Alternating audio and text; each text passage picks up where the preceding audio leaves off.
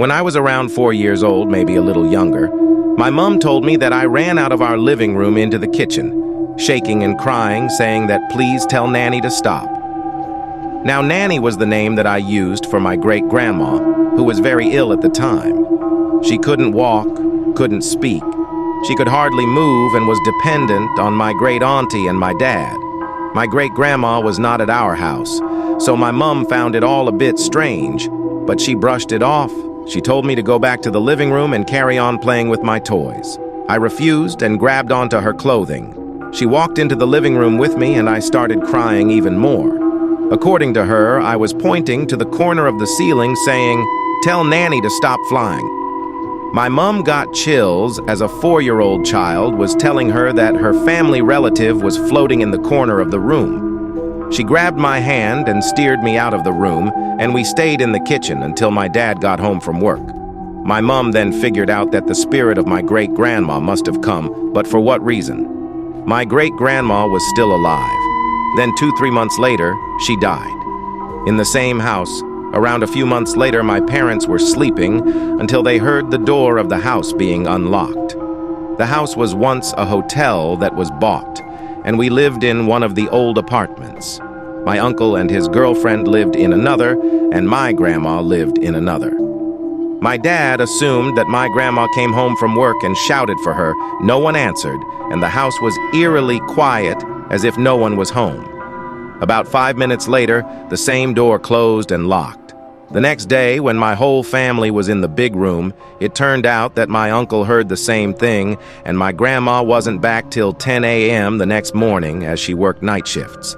The next day, when my whole family was in the big room, it turned out that my uncle heard the same thing, and my grandma wasn't back till 10 a.m. the next morning as she worked night shifts.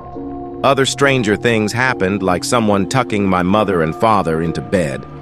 However, they all put it down to my great-grandma visited.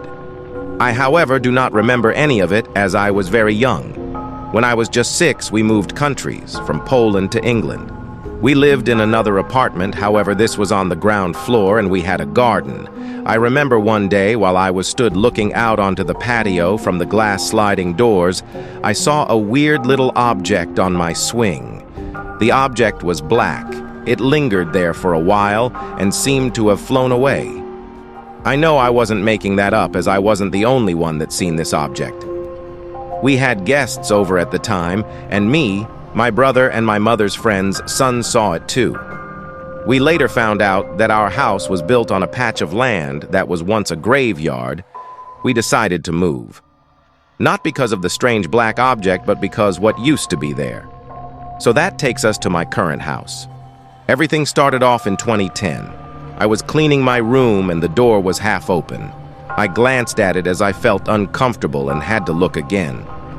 In the doorway, I saw a little girl, no older than 8-9, staring straight at me. It was only for about 30 seconds, but I remember clearly what she looked like. She had an angelic-like face, but her whole body was grayish-purple and looked quite swollen. She had big eyes, dark blonde hair that was wet and in 2 plaits that finished just past her shoulders.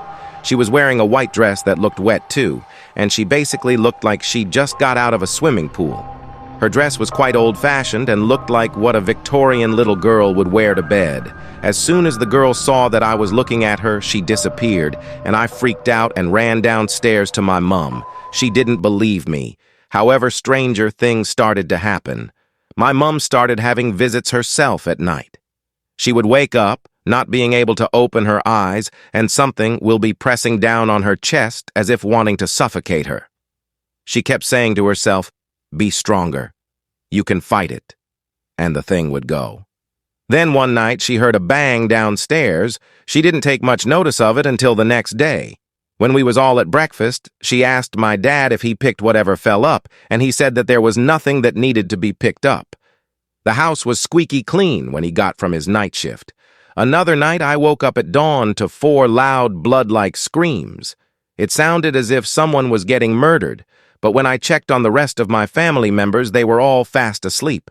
It seemed like only I could hear it. Then cups started to move in front of our eyes, and I constantly felt as if I was being watched.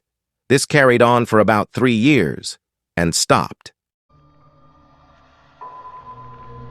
Then this year, things started to get a little crazy. My family members went out in the morning and I was too lazy to get up, so I was left alone in the house. It was around 10 a.m. when my dog's beanbag started to make a noise as if someone was moving on it. I figured it was my dog as she always slept on it. However, when I walked back out the bathroom and the beanbag was still making a noise, my dog was on the top stair. She was tilting her head side to side. That freaked me out a little, so I went down the stairs to look at what was going on. However, as soon as the beanbag was in my view, it all stopped. About 2 months later, my mom woke up with something taking away her covers. She kept pulling them back because the house was weirdly, really cold. When she realized that my dad was on another night shift, she sat up in bed and the covers flew off her. She then heard something run in the hallway, a child's voice screaming, "Help me, please help me!" That same night, just before I went to bed and before my mother witnessed all that, all my perfumes, makeup, candles were on the floor as if someone threw them off. Now, more recently, a couple of weeks ago, I woke up in the middle of the night to something pressing down on my back. I always lay on my stomach when I slept, and I could only half open my eyes, but I seen a figure standing over me. Then a week after, I witnessed the same thing again. I woke up around dawn, and my TV was still on. My remote was on the other side of the room, so I just decided to put my head under my duvet. However, for some strange reason, I just couldn't fall asleep. Then I seen a shadow through my duvet, and I knew it was going to happen again as I felt really uncomfortable. The shadow just sopped at my bed, and I felt a massive force hit me around my ribs area. My eyes were still open, and I could see the duvet that kept going down every time I got hit. It stopped for about 15 seconds and started again. Then, after I could fall back to sleep, I dreamt of werewolves. The weird thing is, my mom had the same. She woke up to a hand over her body, a swollen purplish hand. Then she dreamt of werewolves, and it was the exact same dream as mine, just from a different perspective.